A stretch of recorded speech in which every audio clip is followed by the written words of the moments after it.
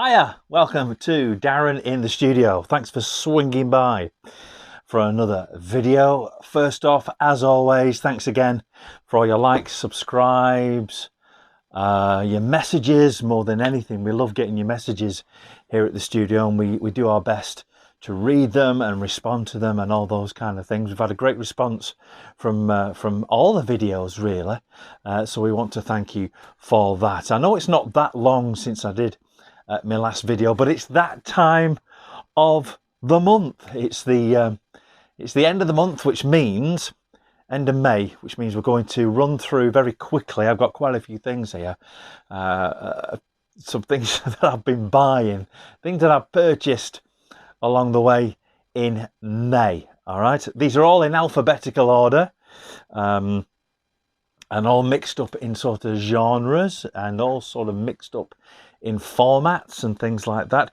First off, you might have heard me talking about this on my Dogs d'Amour video that I did.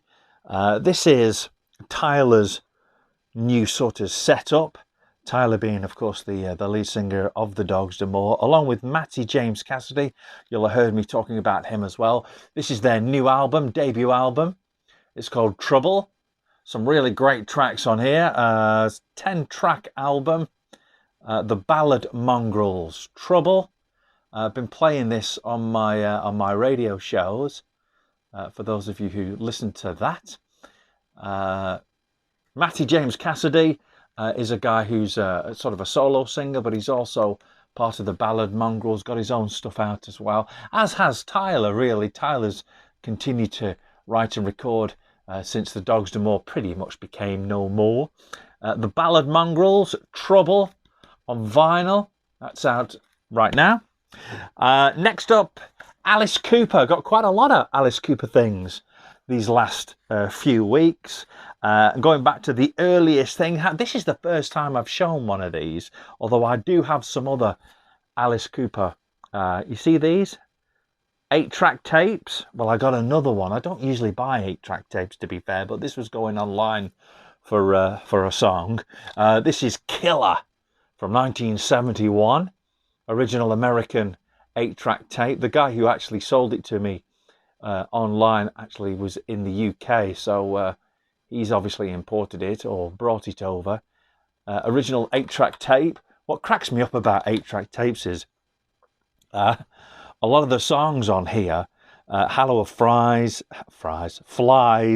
Dead Babies, they're actually, those two songs are actually start off on one track and then continue when you click to the next track. So the songs don't continue, and that's quite a common thing with 8-track tapes. Like I say, I don't usually buy 8-track tapes, but if I see them cheap and it's an artist I'm interested in, then I'll get them. But I've no intentions of buying an 8-track player and playing them. Alice Cooper on 8-track, Killer. Next up, also a cassette. This comes from Australia. This is an Australian cassette of Alice Cooper's Flush the Fashion from 1980.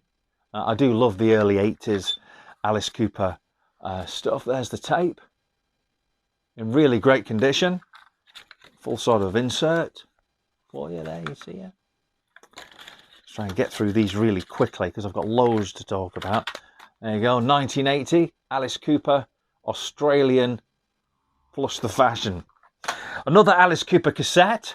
Those of you who are familiar with 747, the bootleg people, I think they sort of made these, I don't actually know where they made these, Bulgaria or something or other. This is the 1981 Special Forces album of Alice Cooper's Special Forces album on the 747 label, which is, like I say, a bootleg issue. Quite well done, though, to be fair. The weird thing about the 747 stuff is the track listings are usually in a completely different order, and they sort of tag on some extra songs, like on here. You've got How Are You Gonna See Me Now, For Veronica's Sake, No More Mr. Nice Guy, $1 Billion Babies, from obviously other albums. Bootleg version of Alice Cooper's Special Forces. Next up, a book. Really chuffed to get this. This is Alice Cooper, Decades, Alice in the 80s.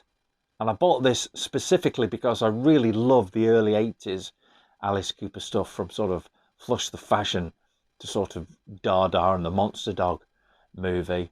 I think it was a great period in his career, to be fair, and I think it's some of his most interesting work. And of course, this covers all the 80s albums, from Flush the Fashion right up to Trash. Good little book this, and not overly expensive. It was only 16 quid on Amazon. And of course, there's the 70s, the 90s, and the 2000s, I think, available in this series as well. Alice Cooper in the 80s. Next up, a vinyl album, but I've had to dig out another album. I didn't recently buy this. I've had this particular album a long time. This is Peter Criss's Let Me Rock You album. This is from my collection. Had this a long time. Those of you that have seen my Kiss Thread video will have seen this. I chose this as the Outside Kiss solo album. I always thought this was a great album. This is I think this is, it says that it's I think it's actually a Dutch pressing. Yeah, this is a Holland pressing of this particular album. And the reason I'm showing you this again, if you like, I didn't buy this recently. This has been in my collection a long time. The reason I bought this is because of this next album that I bought. And I'm going to mention a young chap called Phil Archer. Phil, this is for you. This is also Peter Criss's Let Me Rock You album. This is a German pressing. 1982, this came out on the Casablanca Records label. And those sort of familiar will see that it's a completely different cover. Now, when I did my original video for the Kiss Thread, and if you go back to my videos, you'll be able to see it, I say in the video that I always thought the back of this album would have been a better front cover. Like I say, this is my original version, which I've had a long time. Probably bought this back end of the 80s. But like I said, in my other video, the Kiss Thread video, I said that I always thought that this would be a better front cover. And lo and behold, like I've just shown you, I found this at a recent music festival. Went to Call of the Wild at the weekend, and over there at the Lincolnshire Showground, and there was a guy selling records there, and found this in amongst them. It's a really nice pressing. Somebody's written on the back, which is really annoying. But I can't believe that they actually did use this as the front cover as well. My original, and the one that I've just found, it's also the name Peter Criss and Let Me Rock You is slightly different. Well, there you go, two different covers of Peter Criss's Let Me Rock You. This one is one I've bought this month. Next up, The Darkness. Haven't got this album, or I have got this album, but I haven't got its original. This is The Darkness, One-Way Ticket to Hell and Back. I've got this album, or the songs anyway, on the Darkness collection, which is pretty much just a reissue of the first two albums. I always thought this was a really strong album. My favourite track on here is Dinner Lady Arms, which is absolutely just superb. Great little track. I think the Darkness are brilliant, really do. Darkness, second album, One-Way Ticket to Hell and Back. Absolutely mint condition. I think it cost me £1, something like that. Next up, Steve Forbert. So I've been talking about Steve Forbert quite a lot on my videos, and I'm going to do a special on Steve. This is Steve's Strange Names and New Sensations album. I bought this online actually and paid, I think I paid about a £5 for it and about £3 postage. Really like this. If you ever get a chance, check this album out, especially track number 9, The Baghdad Dream. Really great track. I'm a big fan of Steve Forbert. I think he's extremely underestimated as a singer-songwriter. Hopefully he'll come back to the UK again and do some more shows. Steve Forbert. Next up, Franz Ferdinand. Now, I bought their second album from a charity shop, and I think I featured it on my last roundup video. This is their first album. Been looking for this for a while. I used to have this on a CDR, but it didn't play very well, so I threw it away. Really pleased to get an original copy of it. Franz Ferdinand, this has got some great tracks on it. Jacqueline's on it. Take Me Out, of course.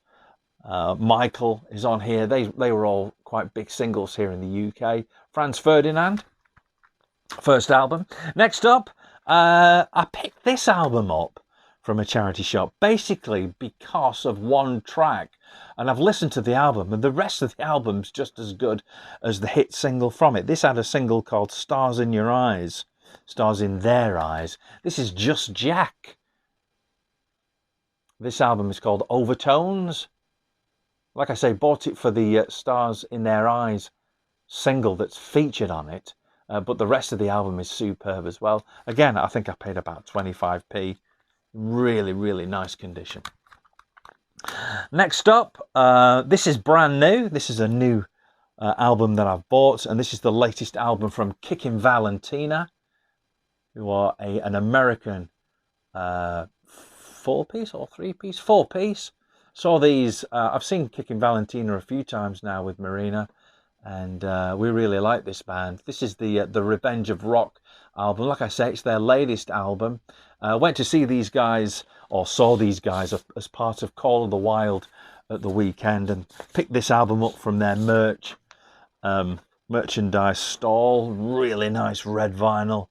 Plays really nicely as well. If you ever get a chance to check out Kickin Valentina, then do so. At this recording, the end of May 2023, they're about to come to the UK. Well, they are actually in the UK, and they're doing some UK shows. Like I say, saw these at the Call of the Wild Festival just a few days ago. Kickin Valentina, Revenge of Rock, their latest album.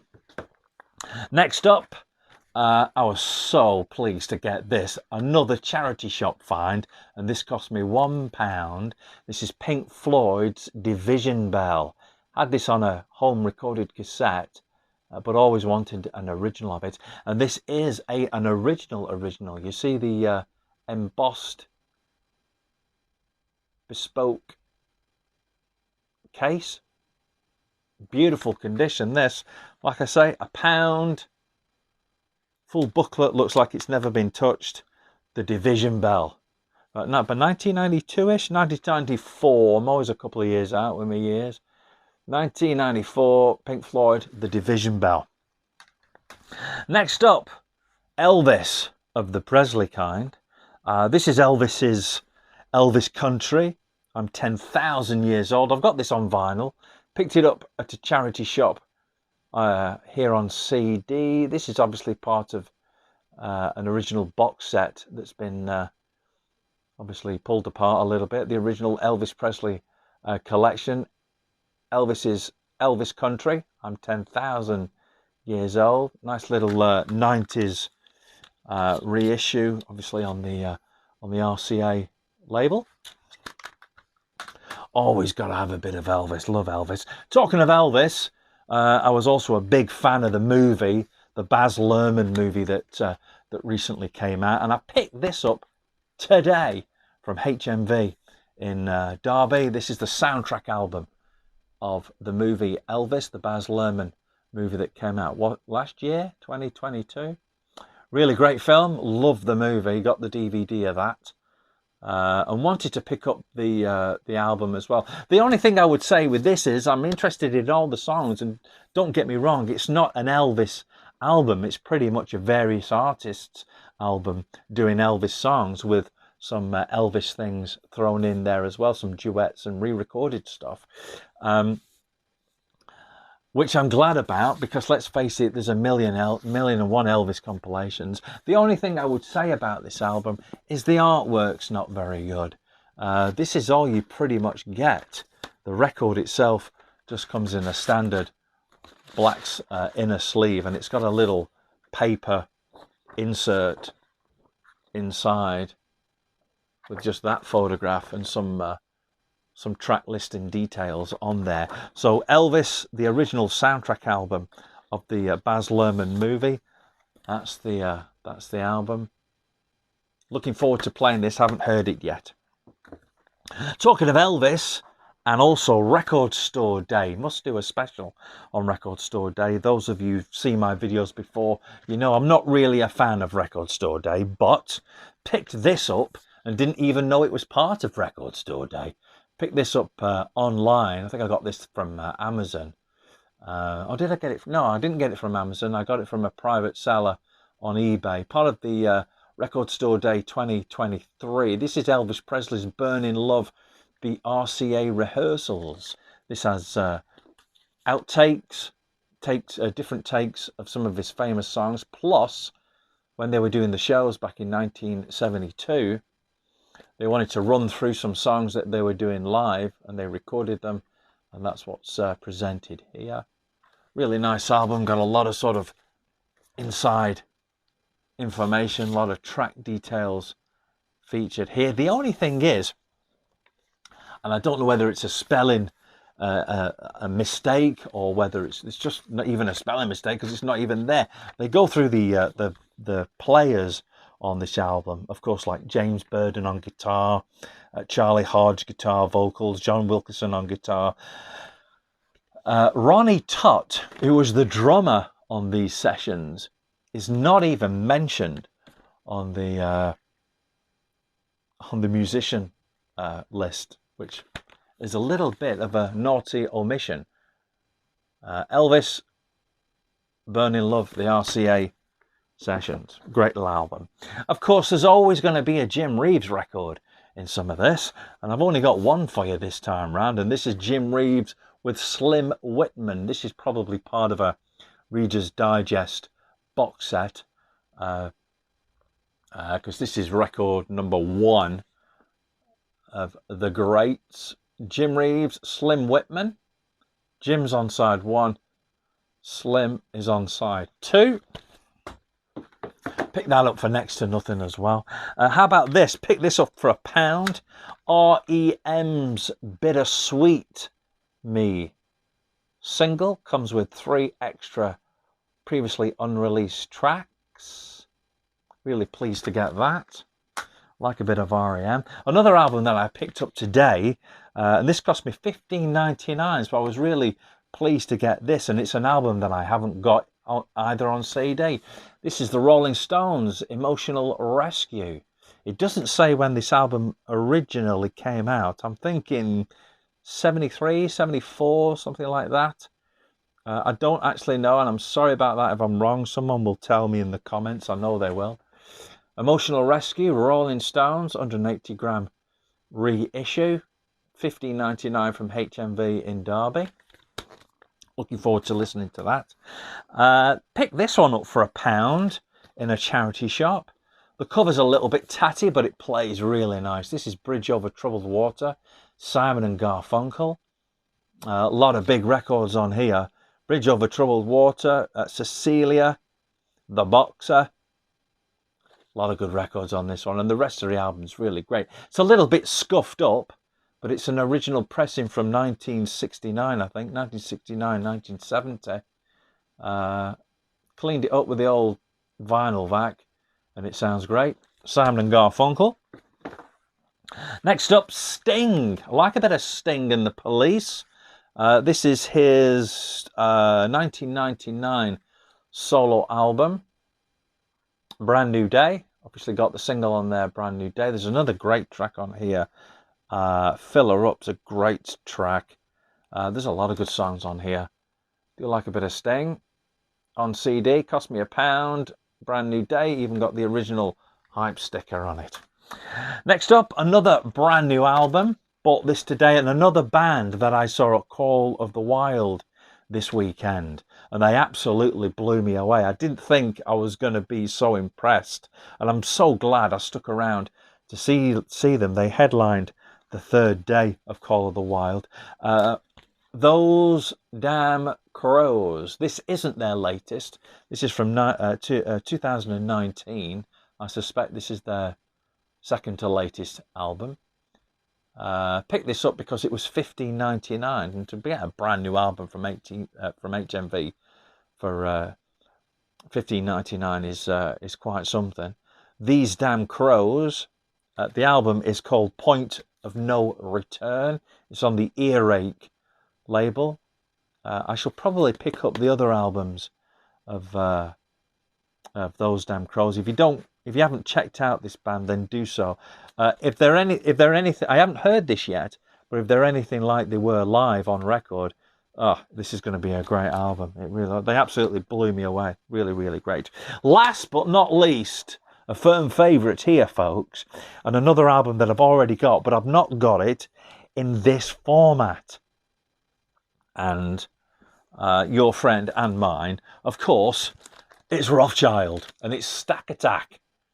1984, I think this album came out.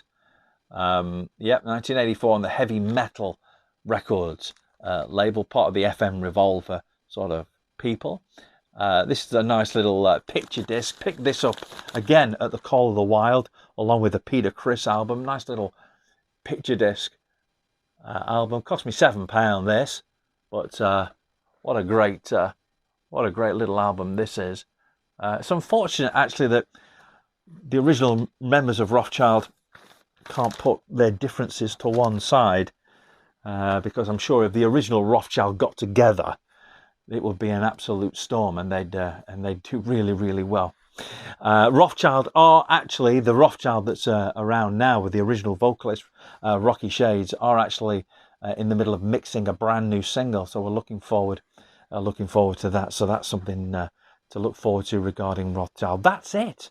I wanted to get through this really, really quickly because I've already taken up 22 minutes of your time, so I'm going to shut up now. I'm going to thank you for spending time with us and swinging round. Don't forget to like, subscribe, hit the bell for notifications. Look after yourselves, look after each other, and we'll see you again in the studio for another video very, very soon. I'll just get the door for you.